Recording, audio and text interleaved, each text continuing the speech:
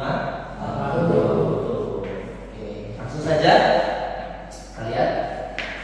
Oke. Apa itu sholat fardu 5 waktu? Secara bahasa, sholat adalah berdoa atau doa meminta kebaikan. Secara bahasa, sholat adalah berdoa.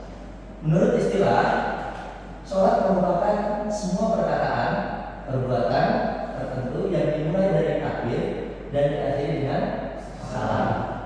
Dan sholat yang diwajibkan itu sebanyak 5 waktu sehari semalam, yang bisa kita kenal sebagai yang pertama sholat apa? Subuh, zuhur, asar, maghrib, isya, dan isya. Oke, oke. Dasar perintah sholat fardu. Apa sih dasar perintah fardu? Jadi sholat itu ada dasar hukumnya. Tetap ada dasar hukumnya, Pak. Sholat fardu merupakan rukun Islam yang kedua. Rukun Islam pertama apa? Syahadat. Yang kedua sholat. Dasar hukumnya apa? Sholat fardu merupakan rukun Islam yang kedua setelah membaca 2 kalimat syahadat. Bahkan sholat menjadi penanda untuk membedakan antara orang yang kafir dan juga orang yang musyrik. Kita sebagai umat muslim wajib menjalankan sholat fardu. Al-Quran menegaskan perintah sholat untuk kita laksanakan. Apa? Innas sholata kanat alal mu'minina kitaban mawquta. Yang artinya sesungguhnya sholat bagi orang mukmin adalah kewajiban yang sudah ditentukan waktunya. Al-Quran surat An-Nisa ayat 103.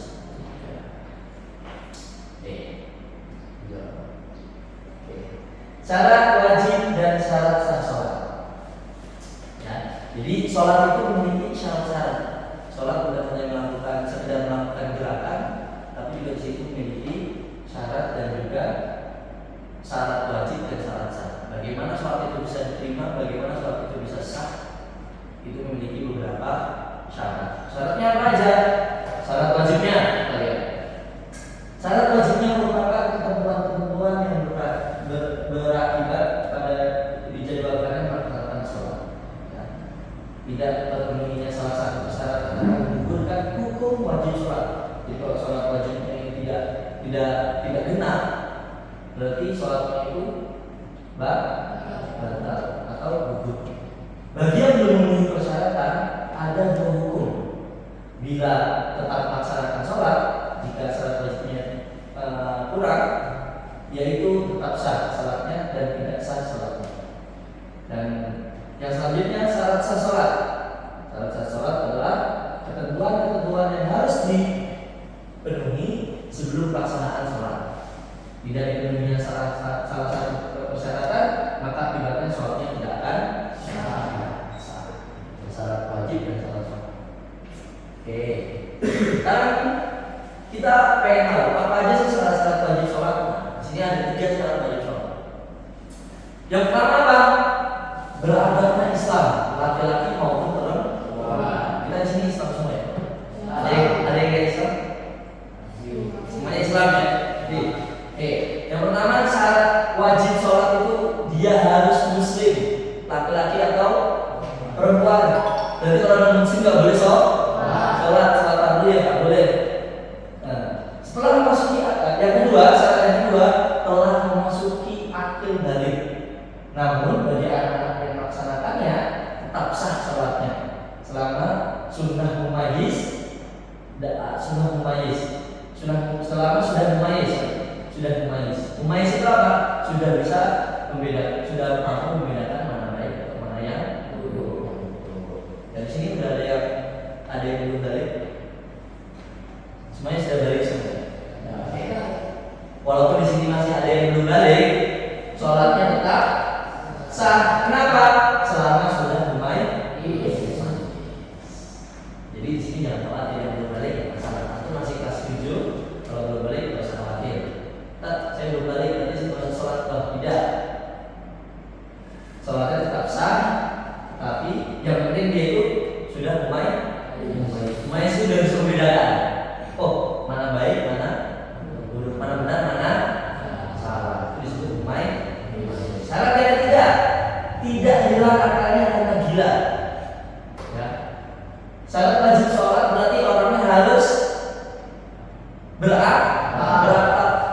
gila, tidak pingsan, tidak terkena obat bius, tidak mengkonsumsi sesuatu yang memabukkan, narkoba, dan lain sebagainya. Dan tidak semua. Syarat wajib sholat itu tadi adalah syarat wajib sholat. Oke, yang selanjutnya apa syarat sah sholat? Nah, syarat sah sholat ada 14. Yang pertama beragama Islam, baik laki-laki maupun perempuan. Yang kedua mumayyiz. Oh, yang mumayyiz tadi apa ya? Yang ketiga tidak hilang akalnya. Yang keempat masuk waktu sholat. Nah, ini penting nih. Ini yang beda dari syarat wajib sholat tadi. Syarat sahnya masuk waktu sholat. Jadi ketika sholat zuhur harus sholat ketika waktu zuhur. Ketika sholat subuh harus sholat itu. Kalau sholat subuh dilakukan waktu zuhur boleh enggak? Tapi syarat sahnya, syarat sah sholatnya itu yang ketiga, suci dari hadas kecil dan besar. Yang keenam, suci dari najis, baik mukhafafah, mutawassithah atau mudha'afah. Mukhafafah, mutawassithah dan mudha'afah. Yang ketujuh, menutup aurat. Penting nih, menutup aurat. Aurat laki-laki dari mana ke mana? Sampai lutut. Kalau perempuan?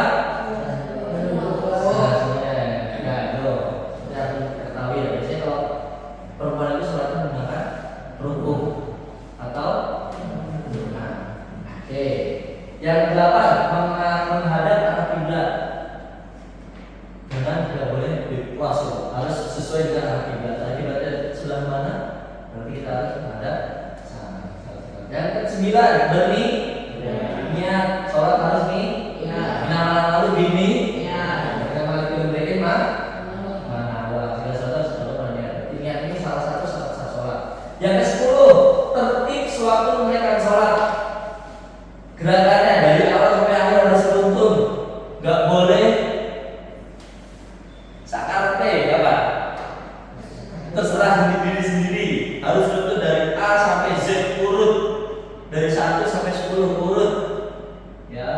Lalu yang 11, mualah, tidak terputus dalam melaksanakan setiap rukun sholat. Harus udah beruntun, terus harus lanjut sampai 1, 2, 3, 4 nggak boleh. Sekarang melakukan gerakan 1, 2, 3 5 menit lagi 4, 5, 6 nggak boleh. Harus mualah itu berpelan kita harus nyambung lurus ya. Yang ke-12, tidak berbicara kecuali yang berkaitan dengan bacaan sholat. Allahu Akbar. Ngobrol nggak boleh. Harus boleh berbicara asalkan masih bacaan sholat. Yang ke-13, tidak banyak melakukan gerakan yang tidak berkaitan dengan sholat. Nah, gerakan sholat tahu kan? Ini, ada yang sholatnya gini, apalagi yang lagi kunut, gini, boleh, ya. Tidak boleh melakukan gerakan di luar gerakan sholat. Ya, yang biasanya kalau subuh tek. Yang 14, tidak mengunyah makanan dan minuman. Nah, jangan ngantuk, marahin menjedah. Sholat sambil makan, menyaret, nggak boleh. Ya, sholat tidak boleh mengunyah atau makan dan oke. Nah, ini perkara-perkara yang membatalkan sholat. Yang pertama, ada kecil maupun besar dibatalkan sholat. Lagi sholat tiba-tiba keluar pipis, boleh. Batal sholatnya. Menempel najis yang tidak dapat dimaafkan pada badan pakaian tempat sholat kecuali langsung disembunyikan.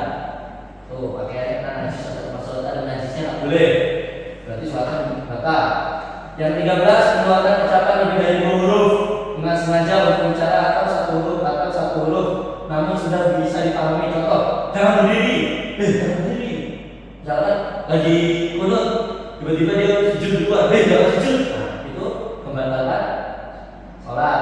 Yang keempat, tertawa lebar ketika saat dalam sholat. Loh, yang biasa ketawa-ketawa, berarti ini masuk membatalkan sholat. Yang kelima, makan minum meski hanya sedikit. Jadi nyempil ada makanan sisa. Ketika kita lagi habis makan terus sholat ada makanan sisa nggak boleh, batal. Makanya kita disunahkan untuk umur setelah makan. Walaupun makanan tidak batal. Murtad ketika dalam sholat, ayo tiba-tiba lopot, nggak boleh. Lagi sholat, lopot boleh. Yang ketujuh, gila ketika dalam sholat, ayo ketika lagi sholat tiba-tiba gila, mikirin apa nggak tahu, mikirin udah satu, batal. Berpaling dari arah kiblat, kita di madhab kiblat, berubah madhab mana? Saat tiba-tiba kembali ke sholat, boleh. Batal. Tersingkapnya pakaian, jika buka aurat, bajunya dibuka gini, boleh. Ya. Lalu 10, meringkas rukun sholatnya diringkas, boleh. Ragu terhadap niat dilakukan, sholat zuhur atau asar ragu, boleh. Batal. Sholat itu boleh ragu berarti batal. Mengubahnya dari sholat fardu jadi sholat lainnya, mengubahnya yang sholat maghrib ternyata niatnya sholat isya, boleh. Batal. Niat keluar dari sholat sebelum sempurna semua rukunnya udah diniatin duluan, mau dibatalin sholatnya, kalau khusus dibatalin aja lah, itu udah batal. Dalam hati kayak itu udah niat kok batal. Bimbang dalam salatnya, salat bimbang itu salat kayak malas-malasan salatnya. Batal. Menggantungkan pembatalan salat dalam suatu perkara, katanya dalam salat mengatakan jika haid datang saya akan melakukan salat, pikirannya mana-mana. Nah, kalau saya haid buat perempuan, kalau saya haid salat saya batal. Beda batal, ada pikiran batal. Sengaja meninggalkan salat satu rukun salat, ayo sengaja rukun salat. Apa itu rukun salat tadi kita jelaskan. 17, sengaja mengulang-ulang rukun rakaat dengan tujuan bersenda-gurau. Rukun salat diulang-ulang dengan alasan apa? Berbeda. Batal. Terus mencampur aduk rukun salatnya dicampur aduk seenaknya sendiri, boleh. Bermakmum pada orang yang salatnya tidak sah. Sholat yang tidak sah tadi apa berarti? Yang tadi syarat sah sholatnya kurang. Kita tahu imamnya itu bukan yang tadi syarat sahnya kurang, kita tetap ikut sholat, batal. Kita tahu teman kita itu sholatnya nggak sah, tapi kita tetap ikut jadi makmumnya dia, berarti sholatnya batal. Mengucap mendahului yang sengaja melanjutkan rukun yang pendek, mendahului atau tinggal dua rukun yang berupa fi'il yang dilakukan imam tanpa uzur, mengucapkan salam sebelum waktunya, mendahului imam belum salam duluan. Nah, mengucapkan Allahu dua kalinya dengan niat memulai salat. Dengan yang 24, sengaja kembali duduk ke safu awal pada saat sudah dalam kondisi berdiri. Ini adalah 24 ayat 24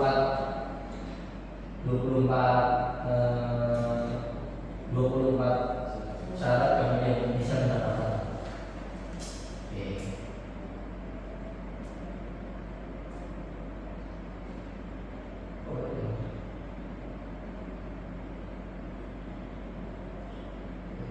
Selanjutnya rukun sholat. Saya baca, baca. Menunjukkan semuanya syarat sahnya sholat yang harus dipenuhi. Perbedaannya adalah syarat sah sholat di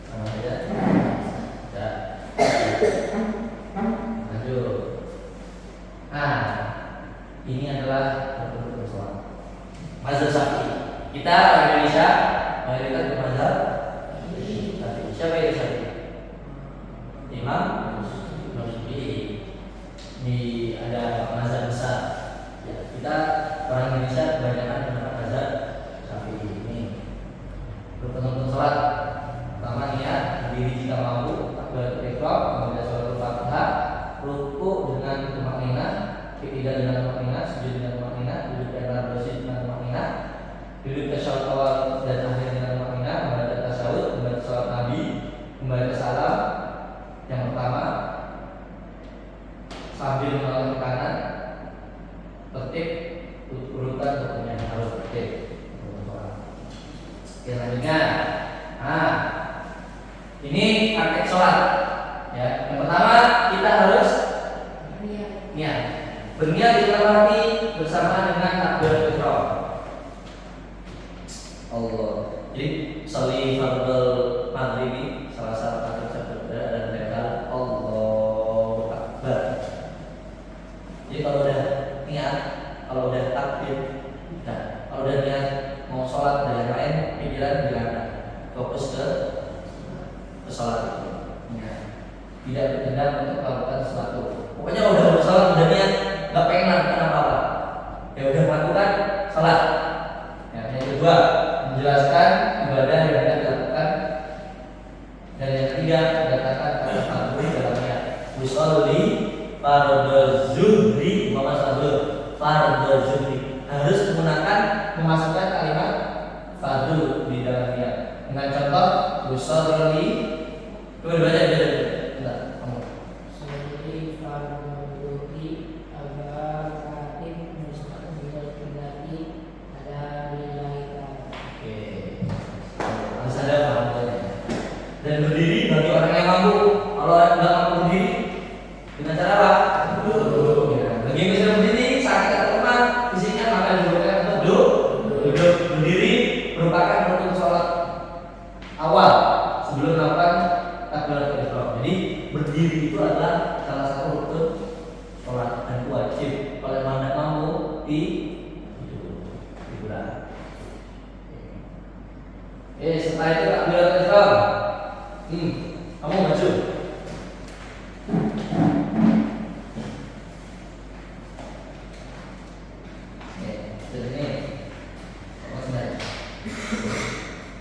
Takbiratul ihram. Gimana takbiratul ihram? Allahu Akbar. Takbiratul ihram membaca Allahu Akbar dengan menghadap kiblat. Cara melakukannya dengan mengangkat tangan sejajar. Yo, kita angkat sejajar. Dengan dua daun telinga sejajar di daun telinga. Ya, daun telinga. Sambil mengucapkan takbir. Allah. Membaca surat Al-Fatihah dengan lengkap dan Bismillahirrahmanirrahim. Al-Fatihah harus pakai Bismillah. Karena Al-Fatihah itu, karena Bismillah itu termasuk dari salah satu ayat dalam surat apa? Yang kedua. Ruku berarti membukukan kepala dan tubuh bersamaan dengan memegang kedua lutut. Dengan baca, gimana bacanya?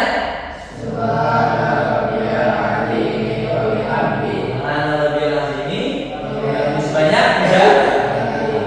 Langsung. Tidak dengan tumakninah. Tumakninah itu apa? Berhenti sejenak. Kami Allah coba tidak ulang lagi dari ruku. Kami Allah tidak. Kami Allah liman. Tidak. Bacanya apa? Kami Allah liman. Tidak. Setelah baca Kami Allah bacanya apa?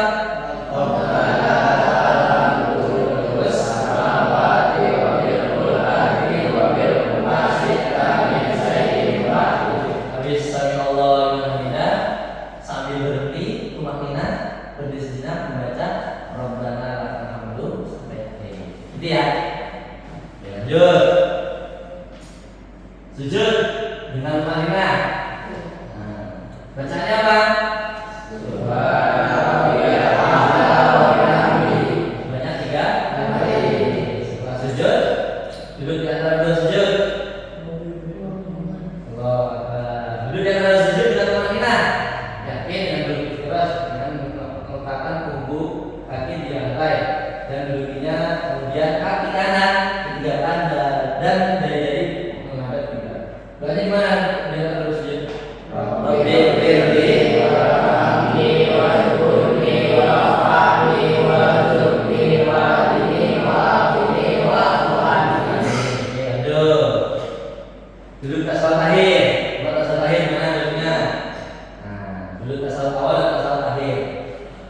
tasawuf akhir itu duduk tawaruk dengan cara menegakkan kaki kanan dan meletakkan kaki kiri ke depan di bawah kaki kanan dan duduk di atas lantai. Ya, dengan bacanya apa? Para tahiyat. Kayak dibaca semua. At-tahiyatul mubarakatuh shalawatut thayyibatun lillah.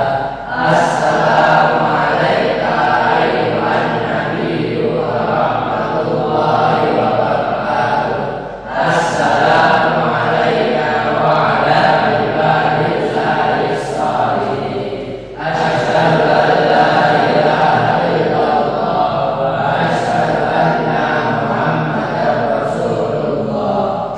Itu udah termasuk bacaan tasawuf awal. Tasawuf akhir gimana? Nah, ditambah bacaan selawat Nabi. Jadi tasawuf awal selawat Nabi apa? Kalau tasawuf akhir ditambah selawat Nabi. Dan duduknya tuh seperti itu. Ya, kakinya X begini. Sambil tangannya menunjukkan ke arah kiblat. Jadi apa kabarnya? Ayo baca bareng.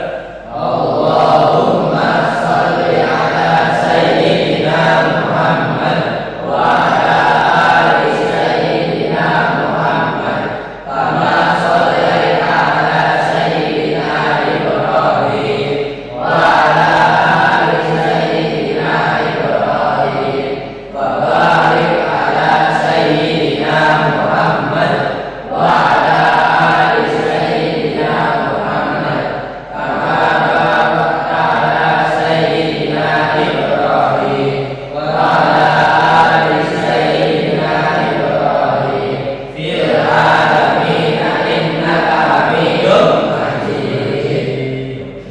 Langsung selanjutnya mengucapkan salam pertama dan yang kedua dari sholat. Ketika salam pertama menengok ke arah kanan, lalu salam yang kedua menengok ke arah kiri. Mengucapkan apa?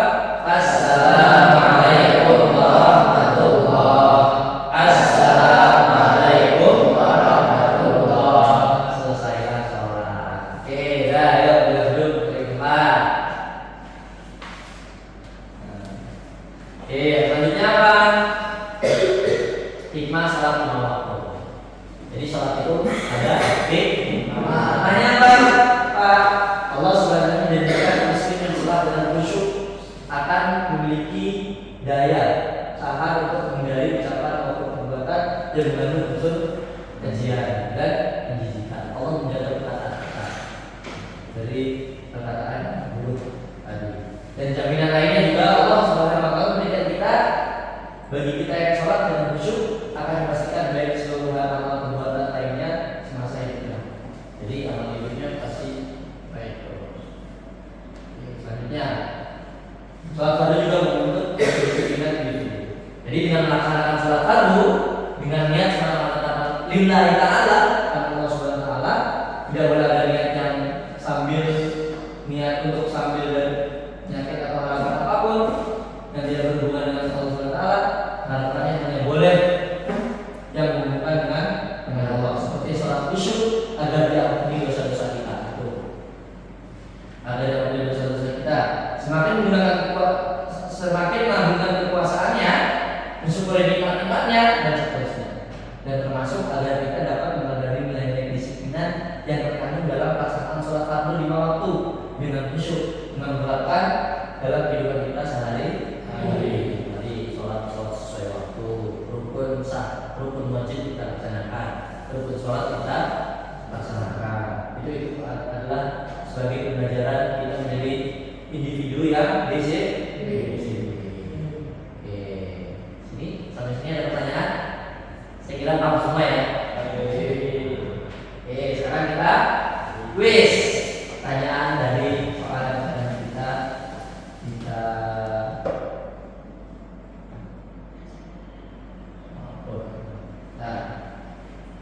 kita quiz dari soal yang kita telah. Oke, quiz ya. Kita kerjakan bersama-sama. Siap? Setelah memberikan materi langsung kita tulis. Kita tulis ngabar berapa? 5 Pakai 6 3. Oke.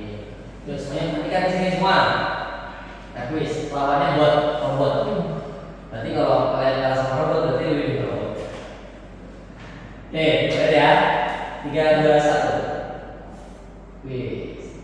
Secara bahasa, sholat berarti nah, A, B, C atau D? D. Nah, lihat, yang benar benar. Oke, yang benar. Tangan. Soal selanjutnya. Lawannya dari mana? Soal selanjutnya ya. Yang termasuk syarat sah sholat adalah 1 wanita haid, 2 beragama Islam, 3 belum balik, 4 berakal. Yang termasuk syarat sah sholat A, B atau C atau D? Hah? D. C. D. Apa? D ya? Kalian jawabannya? Oke, benar. Jadi jawabannya beragama Islam dan juga berakal. Wanita haid itu bukan termasuk syarat sah sholat, apalagi belum balik. Nah, jawabannya benar. Next ya. Next. Oke. Soal selanjutnya. Setelah melakukan takbiratul ihram, kita membaca A dari kita, B doa benar, C doa awal, B takbiratul intilaq. Kita jawabannya. Oke, benar. Next ya.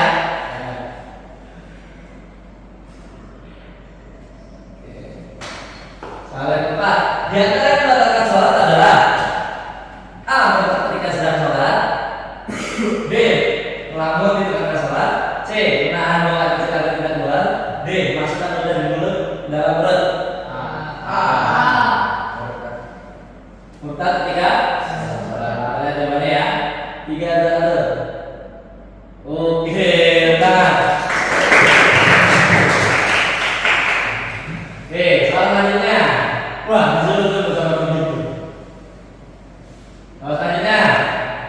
Duduk iftirash adalah A. Duduk di antara baris sujud, B. Duduk di salat awal, C. Duduk di akhir, D. Duduk setelah salam. Tuh. A. Apa? Duduk iftirash, ayo. Apa? A. B. Oh. Duduk iftirash itu duduk di antara dua sujud. Kamu sendiri jawab.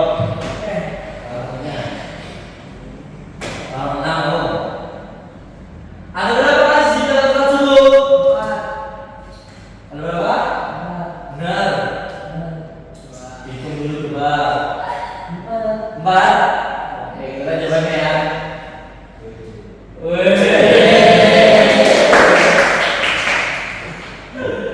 Soal selanjutnya. Soal 7. Kamu. Nah, yang tengah. Ada berapa sholat fardu sehari semalam? C apa D? Bebas. C. Benar? Berapa? 5 kali? Kita lihat jawabannya ya. Oke, tangan. Lanjutnya. Tuh, disusul sama Bang Bim. Lanjutnya. Soal terakhir. Di bawah ini yang termasuk dalam rukun sholat adalah coba A, B, C, atau D. Di bawah ini yang termasuk dalam rukun sholat adalah B. Mana kita yakin? Yakin. Oke, kalian jadi jawabannya ya.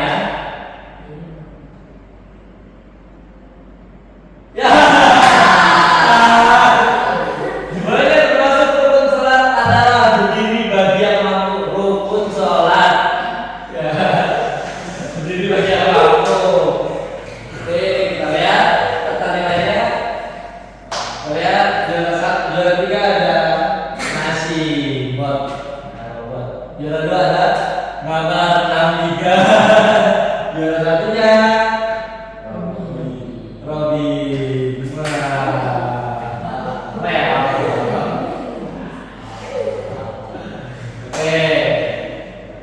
Bisa dapat itu.